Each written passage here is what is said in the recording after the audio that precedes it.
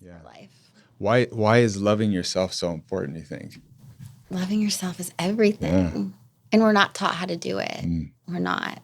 So it's beautiful being able to, help guide people into loving themselves more deeply. And I can only speak to it from what I've been through with it. Yeah. When you love yourself, you just treat yourself with so much more kindness. You respect yourself. You feed yourself well. You only put yourself around people that are going to better you and help you and guide you. And it's just.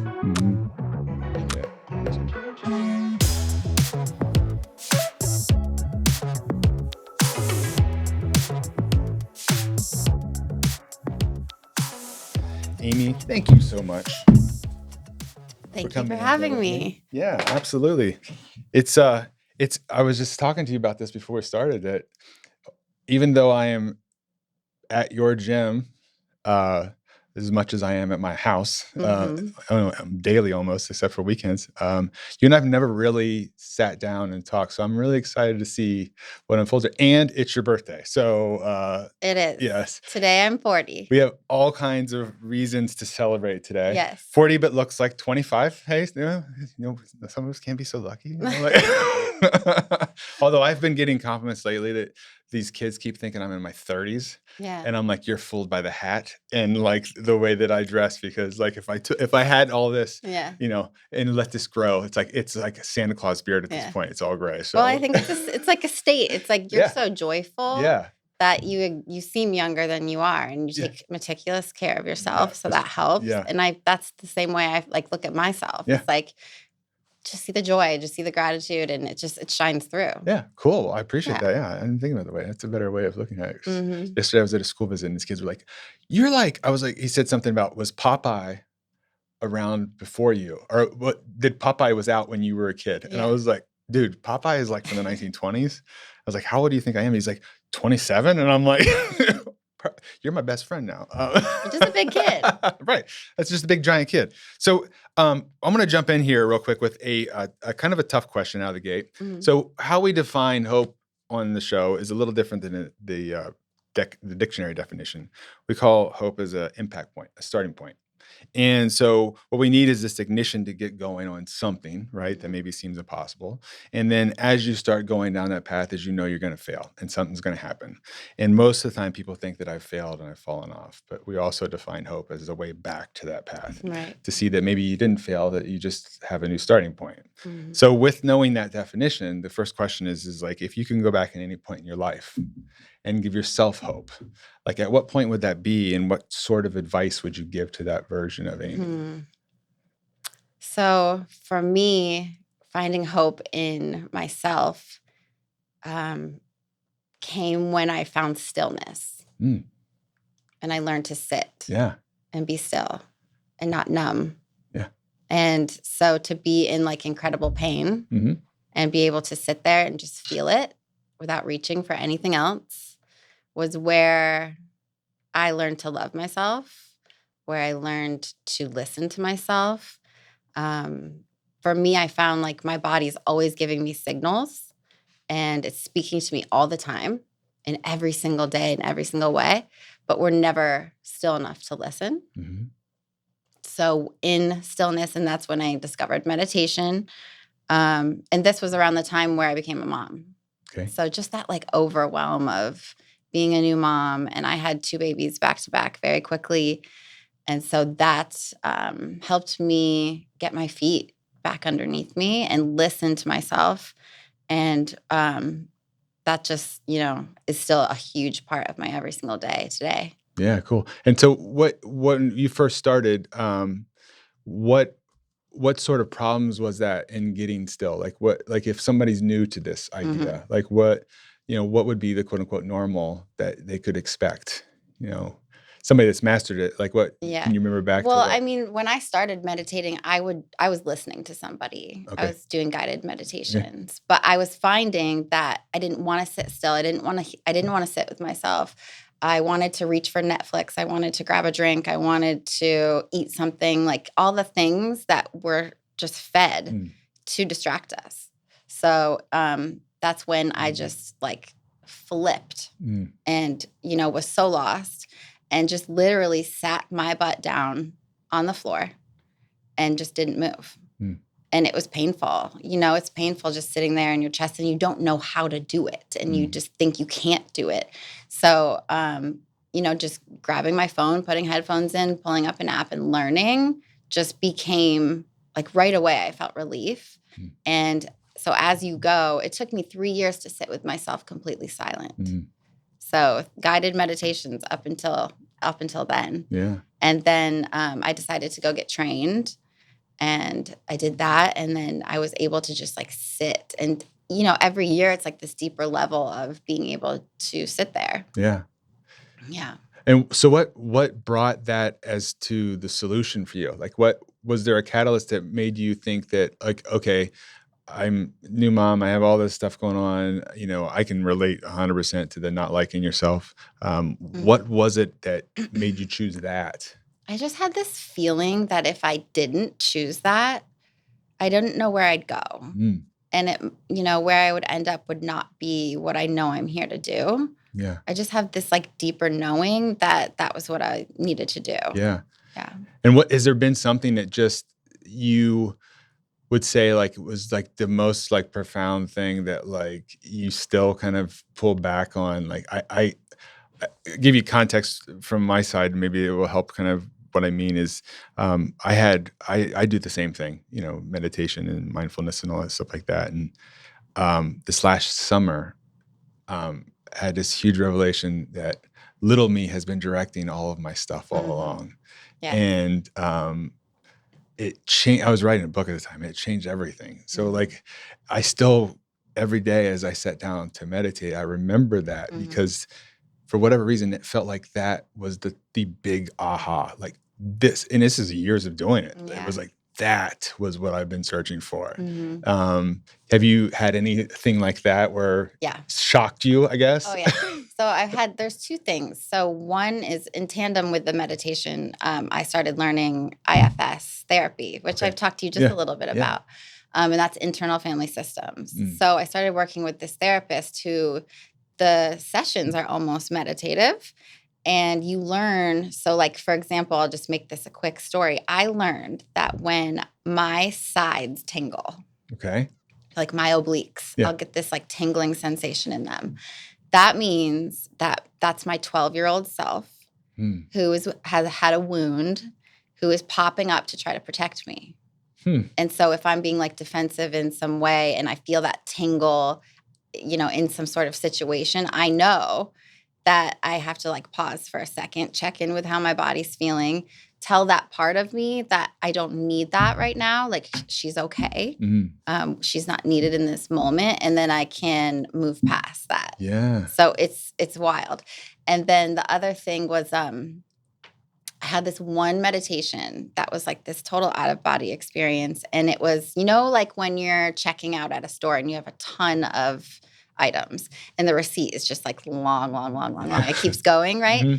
So I had this one meditation where I finally learned gratitude. Like gratitude hit me like a ton of bricks. And I was just so in awe of like the gratitude of my life. And there was this receipt that just kept growing. And it was of all of the things that I'm grateful for. And it just kept going. And it was hundreds of things. And I was like, it wasn't me doing it anymore. It was something higher. And so it was like my higher self just like listing all of the things that I'm grateful for off. And since that day, I mean, I can't not see it. Yeah. Like it's what I see everywhere.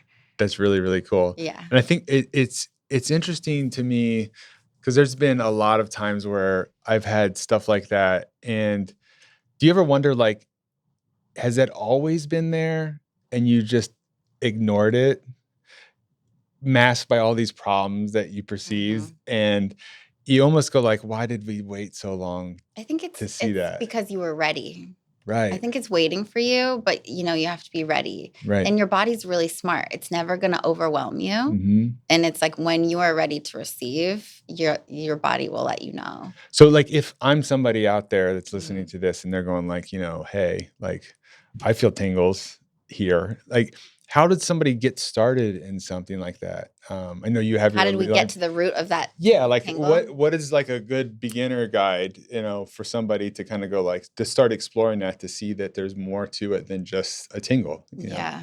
I mean, if you're going to take that therapy route, it's working with someone who's, certified and who's incredible. Like my therapist was incredible. But otherwise, it's just doing guided meditations that teach you to listen to the body. Like when we're deep in a meditation, like even in my Pilates classes, we'll get really grounded, we'll get relaxed, we'll notice how much tension's in our body without even doing anything. Like right now, where you're tense a little bit, like in your jaw and your shoulders. So we get grounded, we release all of that. And then underneath that, when you're in the calm state, tapping into just like feeling what it feels like on your skin, feeling what it feels like underneath your skin. Can you feel your heartbeat? What else can you feel in your body? There's all these like tingling and buzzing sensations going on all the time in your body. Is it in the pit of your stomach? Is it in your throat? Like all these things mean something. So it's just working with someone and learning what these things mean. And it takes time. It's a practice for sure. But it's like now I know that if I'm like have a question with something or I'm contemplating something, that all I need to do is go sit by myself, get super, super grounded, get calm, and then just like listen to what my body's telling me. And there's the answer all the time. Right. That's cool. I don't need to go ask anybody else their opinion and what they think. I need to go talk to myself. Yeah, I think it's really cool when you figure out like what you can do as a creator for your life, and it's scary as hell at first, because I think and I don't like, again, know anything about you growing up or things that you went through or whatever, but like if I'm going to guess that it seems to be most people that I meet that think or understand the same sort of thing like we're talking about, we always have something from our childhood that we can look back on and go like, oh yeah, I felt different, or something was there. And I was telling somebody this the other day that like, it's interesting where people that have the most profound things to say have been through the murkiest shit possible. Yeah. And, if you could like go back and talk to that younger version of you, what do you think that they would think talking to you now? Like, yeah, it's a long journey, Yeah. Now I cannot care what anybody else thinks of me. Right.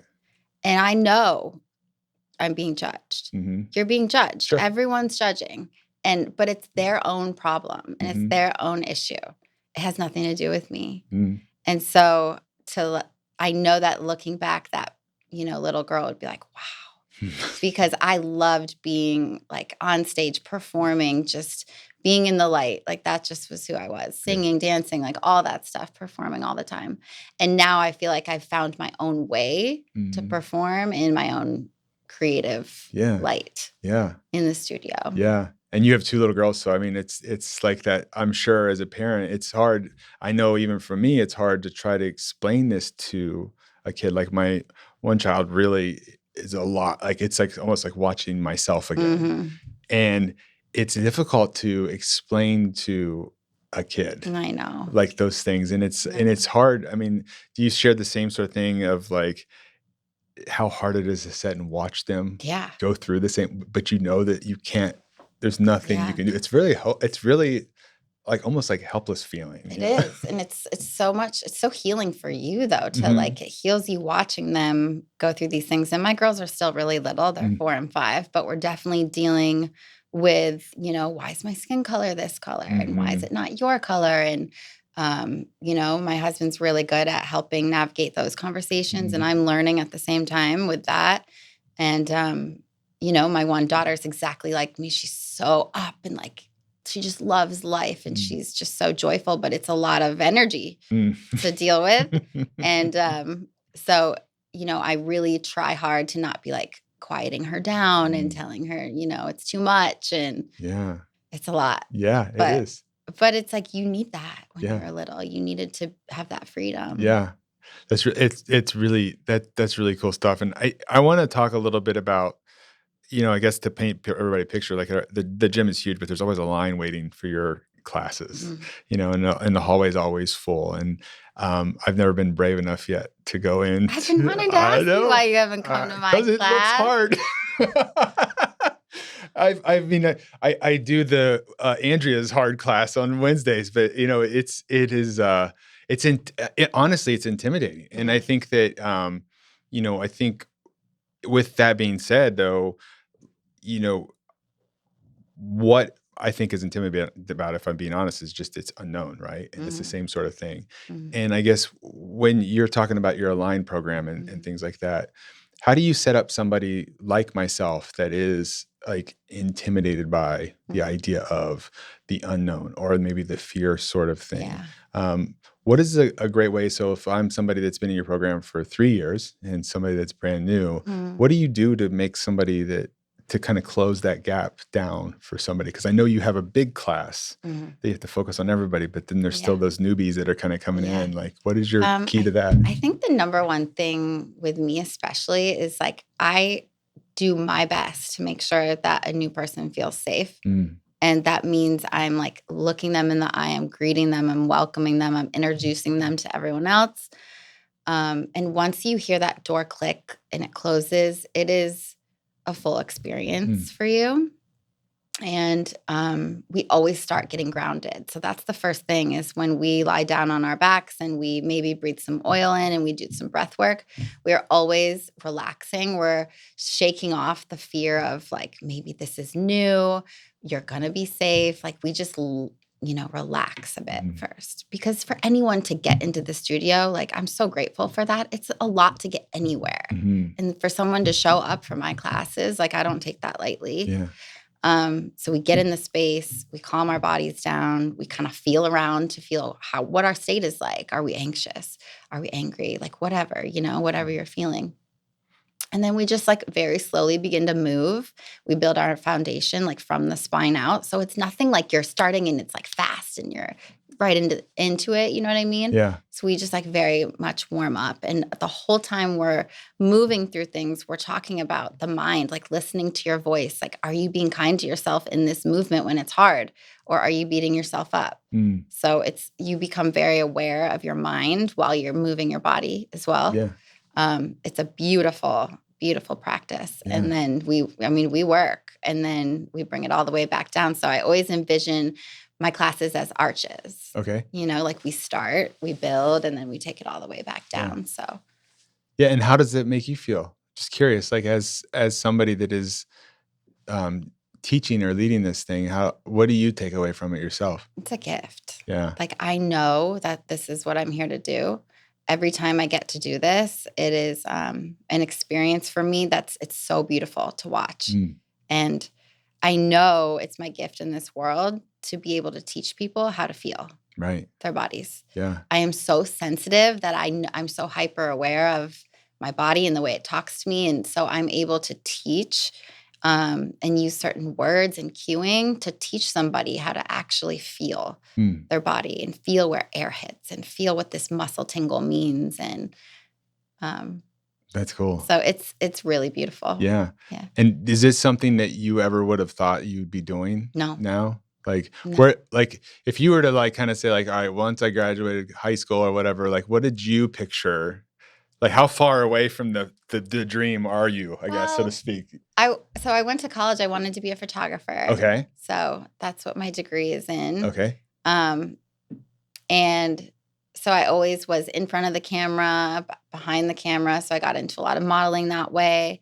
And then just really started understanding the body that way, like in which way, your body moves and working with the camera. And then no Pilates. No, I didn't, I didn't foresee it, but it's like, it's come full circle with the way we use media now and how, like I also work for another company where I'm like modeling health articles every single month. So it is full circle, but also that's why I love life. Like to just be open to the possibilities. Like you have no idea where you're going to end up. Right. No idea. Yeah. I was just talking about how I feel like we are all in dream worlds. Yeah. And like right now, our dreams just happen to be passing by each other, and we're having this conversation. And who knows? I mean, maybe this is as deep as a conversation we ever have, but it's how there's so many people in our world that are like going through this, and we're kind of floating through each other's dreams, and we can take pieces and we build our life, right? Yeah. And it's interesting how things that sometimes we at a young age perceive as going to be our future. Oh yeah. And how they revisit in some sort of way, and you realize that you thought you left some of that behind, but the truth is it's kind of always been right along there with you. And that's really cool. And I think that to be able to bring that into movement in what you do, because I have watched, I mean, you watched your class as far as like, as I'm either on the rower or whatever, I could see in the window, and I'm like, wow, they're really doing some wild stuff in there. And it is, I think from an outsider, it is scary. Like, was it scary for you the first time that you did Pilates as well? Or was it, did you feel like that, oh, I'm at home now, like I found my thing? No, I always tell my clients that when the first time I did Pilates, I was angry. Oh, wow. Interesting. Because it's so challenging and it burns so deep. Like, just that it made me angry. And it made me, I was like, whoa, I'm so aware of how mean I'm being to myself. You know, like I was like cussing myself out to get through a movement.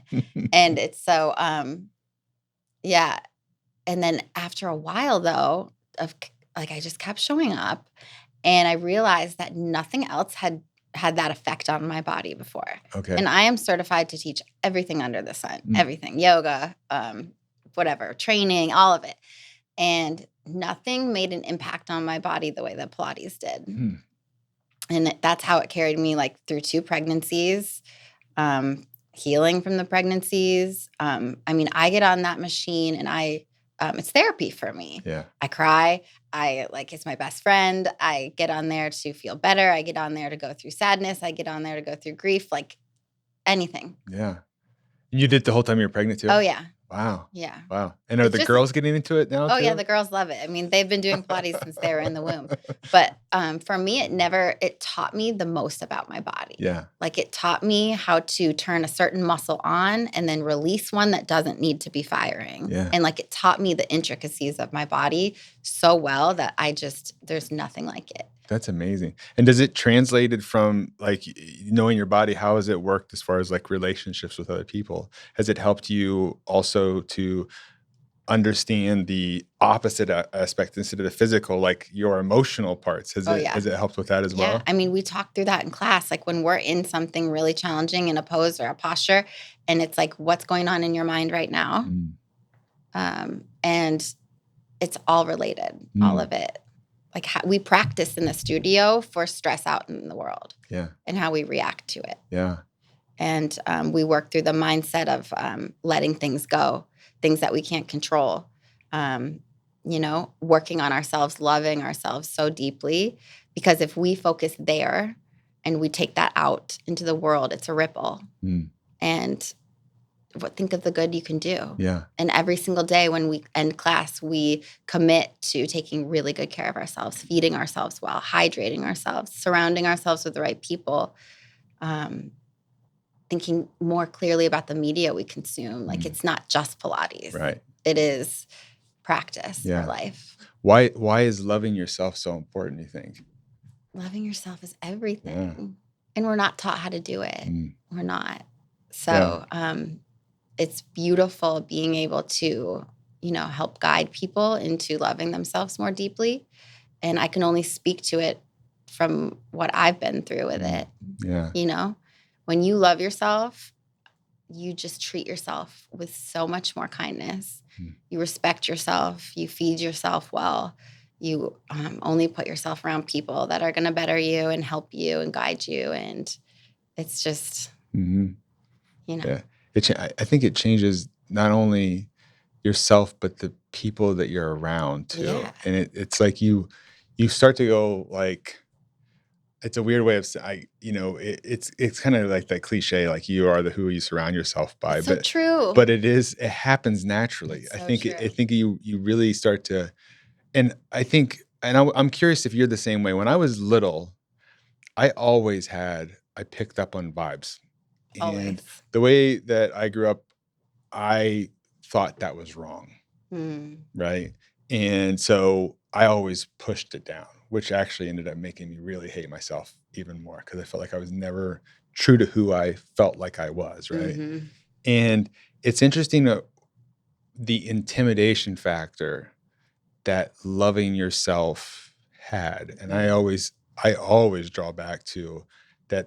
I needed to love myself so much that I had a brain tumor to wake my ass up to it. And I'm just curious if you could talk to that idea of like, if somebody is out there like that, what are things that you bring to them or start them to be open to the idea that like you aren't all of those things that you're telling yourself? Yeah. I think the first thing is being aware of all of the things you're telling yourself and actually like noting them down. And like when you're aware of the negative self-talk that's in there, it's like, it's heartbreaking. Yeah. We're really shitty to ourselves. It's really horrible. And then from there, like just, in the pit of your stomach, or maybe you don't, and maybe I just did. And I know when someone's right for me and wrong for me. I can feel it. Someone walks in the door and I know. Yeah. And it's not out of like I don't know, like a jealousy thing. It's like it's a deep knowing, and I get that feeling in my gut if that person should be around me or not, if they're safe or not. And it always has to do with, will they look me in my eye? Things like that. Yep. And then like when you finally get the people around you who you're meant to be around, like the way you feel is so fulfilled.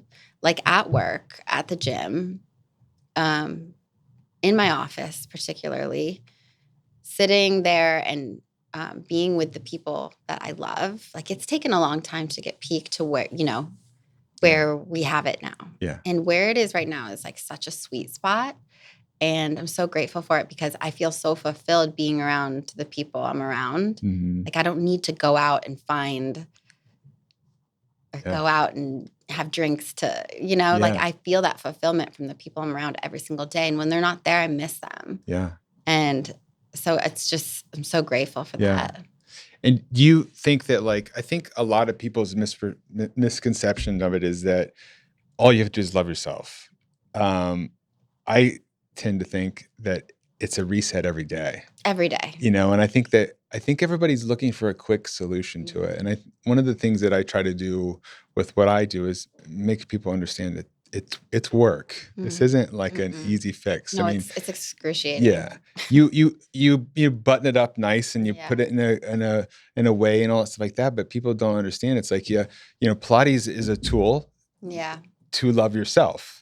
And there is a way to do it, but there's also no wrong way. And I think it's the big start. And I guess the question would be like, if I'm doing it wrong and comparing, how do you raise that awareness when nobody has ever taught you how to raise that awareness? Yeah, it's tricky. Right? It's tricky.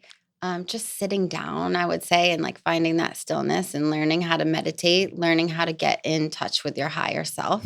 Like looking up higher self meditations are really powerful because you begin to look up to that version of yourself rather than looking outside of yourself. So it's like what in your gut that you can be. I thought that was very powerful for me, and I tap into her all the time. Right. Like I spoke with her just before recording this podcast. Yeah. To make sure that, what I speak is of my highest and that I'm in some way helping one person. Right.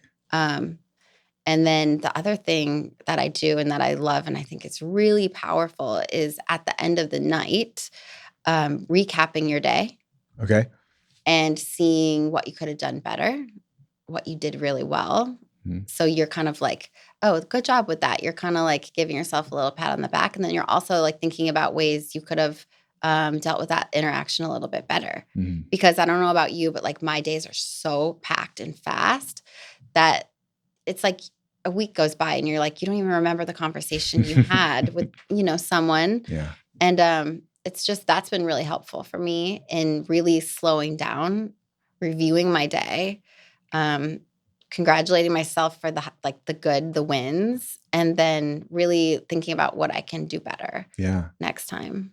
That's cool. And what do you, I mean, you have bad days, right? So like how do you deal with that, a bad day? Like, when let's say you are somebody on the path of like learning how to love yourself, and then as everybody has, a bad day happens. Like what does all that practice mean to get you through that day? It's just, you have to look at it as like it's all lessons. All the hard stuff is here to teach you something. So what'd you learn? Right.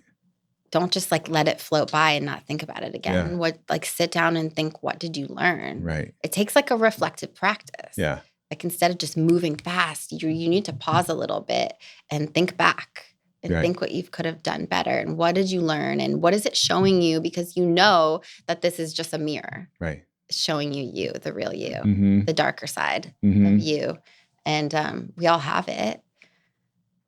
I think personally that there's a ton to learn from your dark parts. Tons. And I think that everybody's afraid to face that fear because we're trained to not. Yeah. The world says avoid all of this and escape to this or escape to that or whatever. And, I feel like the dark parts of us are probably the bigger gift than all the bright stuff. Yeah. Yeah. You can't be afraid to look at the shadow.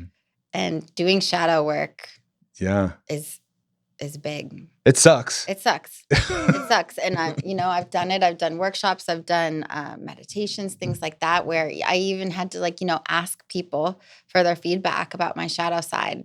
Like, what is it about you that annoys? What about me annoys you? Yeah. And you have to be ready for that feedback. But it's like, when you receive it, it's always in a kind way. Right. And it's just like, thank you so much for being honest enough to tell me that. Yeah. Like the people I am around are honest enough with me to tell me when I'm being that way. Yeah.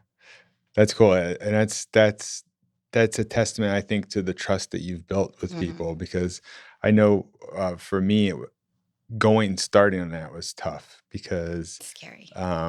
It scared the hell out of me because for so long I was good at masking everything. It was like I was such a good self-sabotager. Yes. That anytime anything went well for me, it's like, well, let's blow this up because you don't deserve it. But at the same time, being so good at presenting to the world this, dude doing stuff that's uplifting. It's like, yeah, but man, if you were inside here, hearing what is actually happening, you would see that all I'm doing is trying to say what I wish I would hear.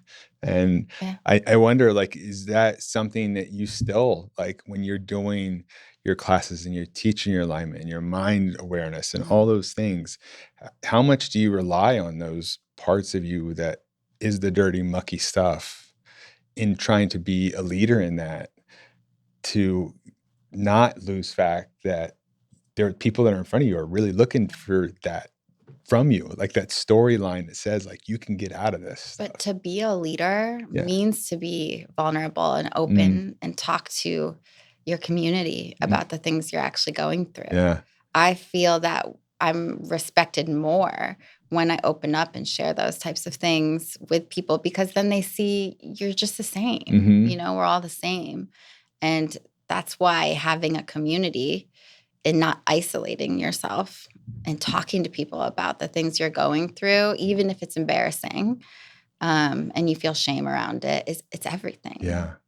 Yeah. And I think shame is one of those things that, from a guy's standpoint, I think is the core of a lot of guy problems. I don't know from a woman's standpoint. I think shame is, I don't know 100%, because I feel like shame is something that, from a lot of women I've talked to, it's kind of almost pushed on them. Whereas guys that I've talked to, I feel like that is the core of what our problem usually is, because we're taught to be manly and, you pass that crap off to something else or you push through it. And I feel like for me, the shame was kind of like my Band-Aid that I would do. It was almost like, before this kettle boils over, boy, you better go down a shame spiral and let some of that pressure off and just take all of it and just keep pushing it down, and it just gets stored and and until it erupts. Until it does, right? Yeah. And until there's something that like really kicks it in. And, I want to hear more about like, tell me more about your whole system that you developed. I want to hear a little bit about like, how somebody gets involved in it. I want to hear about like where we sign up for it and all those good things like that. For So Align? like, yes, Oh, let us know a little bit about that stuff. Align so we just went virtual this past year with it. Cool. And we're going to do another one in the spring. So there'll be spring and fall. And it can be virtual, and you don't even have to step in the studio, but it's a community of people, not just women. People always think Pilates is just women, and it's not. There's a ton of guys getting involved. And through the process, we obviously start at the beginning. We build our foundations. We work our way up to more challenging poses. But throughout that whole process, we journal. You're prompted along the way. We meditate. There's meditations every week that are in alignment with the class. And so everything, mind and body, are connected. Mm-hmm. You're also like journaling and writing through all those things. And then it's just community. And it's a beautiful process. And we usually do like 30-day, not projects or challenges. I don't like the word challenge, but just like little containers. Yeah. And it's just the best process. So I don't have to be worried about if I'm completely new to this. Like, I'm not going in with some people that are like, I look at yoga class and I'm going like, hey, this person's like doing a bridge and I'm like, barely can touch my toes. No, like, it's the most beautiful part, because there's people who've done Align for 5 years straight, and they always are refreshed and renewed, and they like the foundations are everything. You're never too good for the foundations. And then there's people who are brand new and they don't know anything at all, and they're a little nervous, but they just go for it, and they learn so much about themselves, and they can't wait for the next one. So it's such a supportive place. Awesome. Yeah, it's amazing. And you can do it like just in your living room also. And do you need equipment or anything like that, or? Very cool. Mm-hmm. And then do you guys do some sort of like check-in, or how does that? Oh yeah, all the time. Okay. We have a private community where we're talking all the time, almost every day throughout that container. And very cool. Yeah, it's awesome. That's really cool. And then you're going you're also doing a Costa Rica trip. Yeah. Right? Yeah. You're like you guys have like so many things. We're exploring life, we're loving it. That's awesome. Yeah, we've got big dreams, and we just love helping people along the way, and it's exciting. Yeah. What is the thing that you're looking forward to the most? Like, if you could go forward like 5 years from now, like, is there something that you are working on now that you go like, wow, I really can't wait to see where that goes? Yeah, I feel very much like I'm at this limit where I can only help people. That's why we created Align, because I can only have a certain amount of people in my studio. And I know I'm meant to help more people than this. And so that's my work now. Very cool. Doing these Align virtual containers, growing that, and just bringing this awareness to as many people as I possibly can. And are you wanting to get into like other businesses and different things like that are wanting to do that with their employees and stuff like that as well? Yeah. Oh yeah. Yeah. Very cool. That's awesome. Yeah. Yeah. You should totally be into speaking. Just go out and start speaking to these. Doing some keynotes and stuff like that. Because I think there's a lot of that I have found in my work where a lot of people are starting to wake up in the corporate world, and people that work in the corporate world, to that idea of what it really does mean to be self-aware. And I think, I don't know, I feel like the world is shifting in a way. And I think that there's some of us that see it, I think because we've done, like you talk about, the dark shadow stuff, and you kind of like, like you say, you don't give a shit what people think anymore. And when you start doing that, you start to unplug. Yeah. And that unplugging, you start to see like, well, wait a minute, this world, like I thought it was this way. Like I could not tell you a single thing that is happening in the world around us. Like, it's like, I've gotten to the point now where I'm like, I'll check in every once in a while, and I'm like, what am I doing? I don't want to do this anymore. I don't watch the news.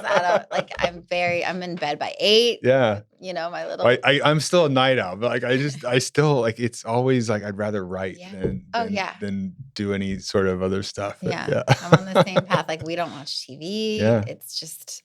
It's too depressing. It's all too much. Yes. It's too much. That's really cool.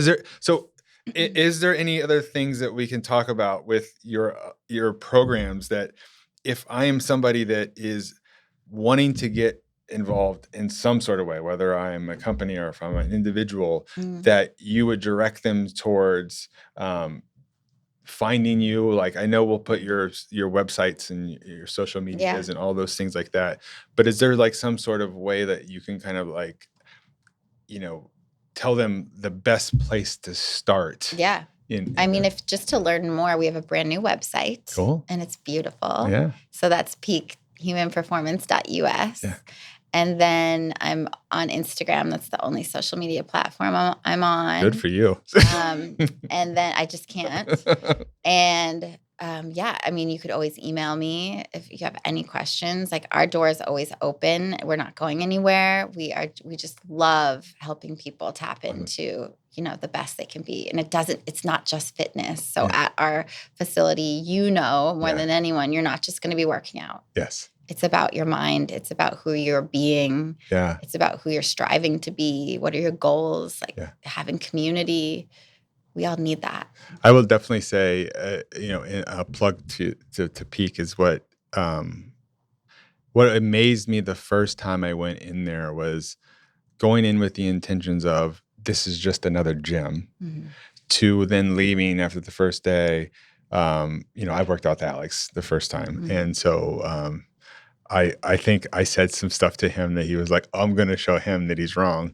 But it was amazing how I remember very, very vividly that one of the first things he said to me was, the face you're making is what your body's telling you what to do. And it was like, wait a minute, what the hell's going on here? Like, what is this place? And then I also, where I will always be grateful for Alex is he was one of the first texts that I got when I woke up from my tumor surgery. And he said, this is why you did all this work. Yeah. And it goes to show, I think, a lot for what your gym is.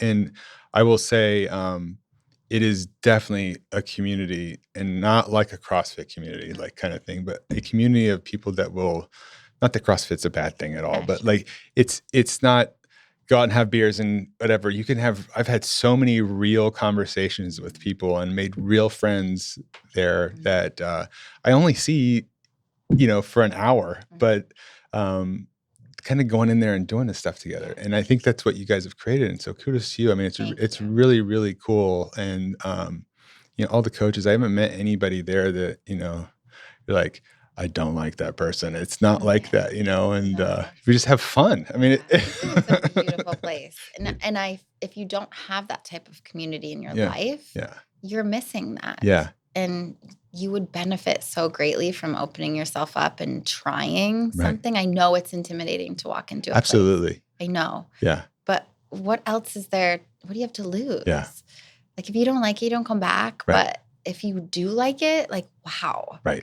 And I think it's a lot of times that my experiences have been is people will, like, new people will come up and talk to me and they're like, yeah, but you're doing, and I'm like, no, don't compare what I'm doing to what you're doing. Right. It's got nothing. And I love the fact that, like, I've heard that multiple times from other members, or I'll hear somebody say, like, yeah, don't try to keep up with him. He's on a different thing. And I'm like, don't even, like, I'm on a whole nother reason like why I'm here, and I think that's the beauty of there's at most gyms you kind of go in, there is that intimidation factor because you got the guy over in the corner flexing in the mirror and like these different guys. And whereas yours, it is really like young, older, like it is all over the place and everybody's doing the best they can and everybody's helping each other out. And it's really great. Yeah. So if I'm checking it out, like, how's it work as far as, like, is there, like, do you get a free visit to check it out? Like a consultation? Like, how do With Pilates, it's tricky because you need to learn the machine a little bit. Okay. So you don't want to just, like, come in a class. So we always start with, like, a starter package. Okay. So in a starter package, there's a private and then there's 3 classes. Cool. Yeah. And then the other, if I want to join the gym, is there, like, you kind of come in for a consultant kind of thing? Yeah. And there's we have like a 14-day test drive where it's very cool. $50 for all access to the gym for 2 weeks. Yeah. So it's a beautiful place to be. And before we ended, I definitely wanted to pause and acknowledge you. Yeah. Because the way you show up at the gym is unlike anyone else. And you're such an inspiration to everyone there, given what you've gone through. Yeah. And to you, it's there wouldn't be another way. Like, it just is what it is. Yeah. But to everybody else, like they are in awe of you. Yeah. And we are in awe of what you bring to the I appreciate community. That. Yeah, thank you. It's awesome to be there. It really is. It's like one of those weird things where it's almost like your day's not complete. Like if I'm on vacation, I'm always like, man, I wonder what they're doing today. Or, like, who's giving Kyle a hard time because I'm not there. Like, But it's a big playground. Yeah, I appreciate that a lot. And in closing this, I would love to hear whether I'm a mom or I'm a dad or I'm a husband struggling or a wife, like, and I am looking for that wise word that gets me to try something that I have been wanting to do. Like, what is some sort of piece of wisdom that you could offer them through your experience that you've had? I just feel like if you have that voice, like you just said that they want to do, but they haven't gotten around to it, just try it. Because if you have that little voice in your head, like, that's yourself talking to you. That's your higher self speaking to you, whispering in your ear, trying to get you to listen, but you're not. So stop putting yourself last. Just do something for yourself. Like, I love that feeling of trying something new and sucking at it. Like, you're living then. That is you living. Yeah. That's great. Yeah. So live. Yeah. Live. Try. There you go. That's it. What else? That's wonderful. Well, I'm going to, that's what a great answer that is to butt it up. And it is trying, in life. And as we wrap up, guys, I just want to remind you that we will have all of Amy's links into the show notes. Make sure you go check out. Seriously, if you're literally looking for a gym that's going to help, make you feel that you can accomplish stuff. Amy's gym it's wonderful. You're going to feel very welcome there. I promise you. It will maybe feel intimidating at first, but understand showing up and walking through the door is the first step to changing your life. And before you close, I need a handshake on the fact that you're going to try my class. Okay. You went on the record with cameras, video. Yeah, I'll try it. I definitely, I will not. I would be lying if I told you I don't look in there and go like, I wonder if I could do that. I know I do. But yes, it's listen to the voice, Jason. I will try. I promise you. But guys, make sure that you are sharing this episode. I know that we dropped some stuff in here. There was so much stuff we covered that will impact somebody around you. You at least know 4 or 5 people that need this kind of stuff. So make sure you're tagging it. Don't just send us emails that say, hey, that was really great. Those don't really help us in the cause. They feel wonderful, but what we're really trying to do is get more earballs onto this whole thing so we can sit there and look at this community that is building up around this idea of like hope and transformation and meditation and mindfulness and bringing yourself together and listen to that little voice, just like Amy said, because that voice is telling you what you should be doing.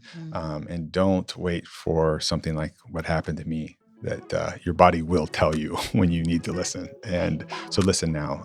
And again, Amy, thank you so much for being here. It's always a pleasure. And I'm sure I'll see you tomorrow. So. See you tomorrow. Thank you for having me. Thank you. Yeah, absolutely. Cool.